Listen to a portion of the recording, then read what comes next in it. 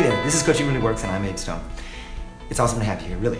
And today I want to address a question that came in on Facebook, okay? Someone wrote in, they were very interested in the topic of communication, and I'd been sharing a few things, particularly the idea of, well, if I'm going in a direction in my life and I want to change, I want to be something different, well, how does that work if my own family, my own relatives are bringing me down? They're not the kind of people, they're not going where I want to go.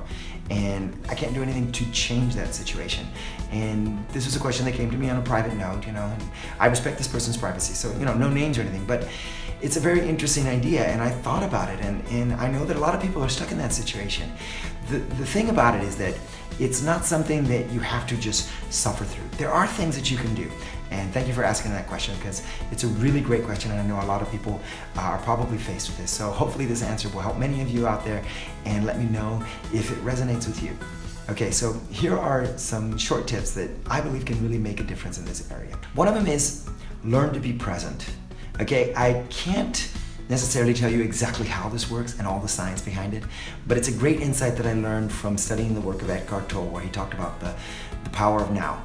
And the simple idea is this: when you are present in the moment, you're not distracted by the future, you're not thinking about the past, you're not actually trying to get away from, you're not regretting the things that you said that put you in this difficult situation, you're not thinking how you can quickly move away from the situation or get rid of the person, or whatever the case might be. If you're simply present and you just breathe, pay attention to what's going on, listen, really pay attention. A lot of the negativity, a lot of the things that can pull you down will just dissipate, because you're in the moment, okay? And it's amazing what that does for your life. And I think to tie together in with this, if I could just add, before you end up in those conversations with the person, or being around the person, you could also take a time just to meditate. And that's a real key way of being present. If you know you're going into that situation, just stop for 20 minutes before, just go into the bathroom or something and stop for 10 minutes and meditate. And just get your mind calm and at peace, so that when you're in the situation, you're present and you're able to really respond from your heart.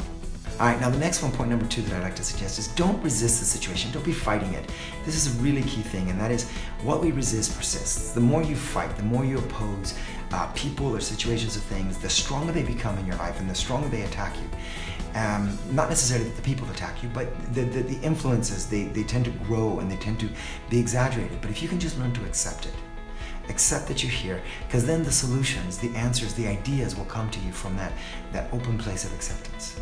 One thing that I want to say, though, is that I'm not in any way belittling or negating the difficulty that it is to be in such a situation, okay? I know that it's a very trying situation, but these are things that help to bring light into your relationships and into your situation. And point number 3 is learn to love and forgive in spite of their faults.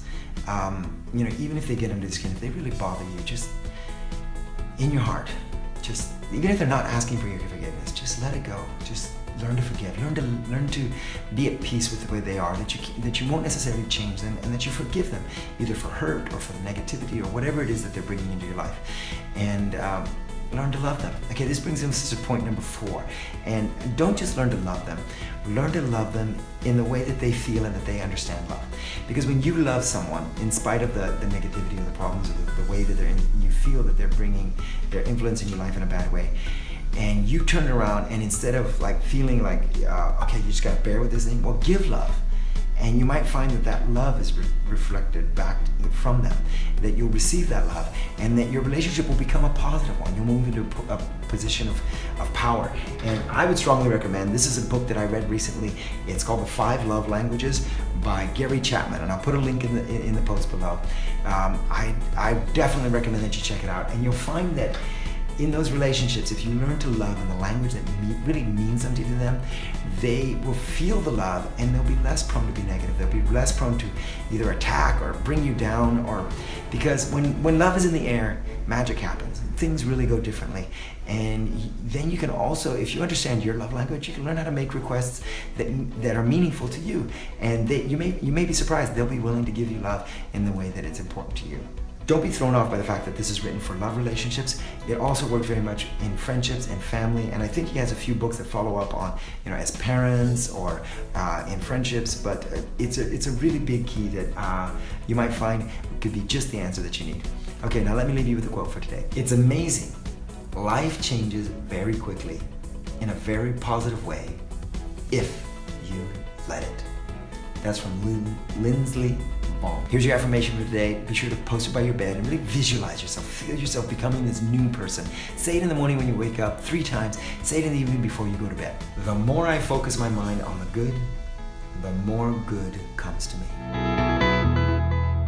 Hey guys, this is Abe. Did you like this episode? If you did, there are 3 things you can do right now to continue your journey. First, you can subscribe to this channel right here so that I can send you videos on a weekly basis to change your life. Second, you can get my brand new cheat sheet by clicking on the button right here. Third, you can go over to my website and sign up for my newsletter so that I can send you free offers, free programs, free products, new podcasts, and everything else that we don't do on this channel right here. If you'd like to do that, please click on any of these buttons that you see right here. I look forward to seeing you on the next video.